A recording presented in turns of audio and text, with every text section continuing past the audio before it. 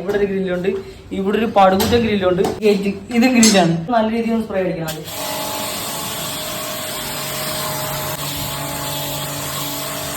ഇനിയിപ്പോൾ നമ്മുടെ ഫോം ബോട്ടിൽ എടുത്തിട്ടുണ്ട് കേട്ടോ. ഇതിനകത്ത് ഗ്രീൻ ഹൗസ് ക്ലീൻ ലിക്വിഡ് തന്നെയാണ് എടുത്തിട്ടുള്ളത്. ജസ്റ്റ് ഇതിങ്ങനെ കണക്ട് ചെയ്ത് കഴിഞ്ഞാൽ സെറ്റായി. അങ്ങനെ ചുമ്മാ തെറിച്ചൊന്നും പോകത്തൊന്നുമില്ല. പിന്നെ ഇത് ടോട്ടലിലെ സ്വന്തം സാധനമൊന്നും അല്ല. ഇതിന്റെ ലിങ്ക് തരാനായിട്ട് എന്റെ ലിങ്ക് ഒന്നും ഇല്ല. ലോക്കൽ ഒരു കടയിൽ നിന്ന് നമ്മൾ ഇതിന് ഫിക്സ് ആവുന്നത് മേടിച്ചെന്നേ ഉള്ളൂ കേട്ടോ. പിന്നെ ഈ ഫുള്ളൊന്ന് ഫോം അടിച്ചേക്കാവേ.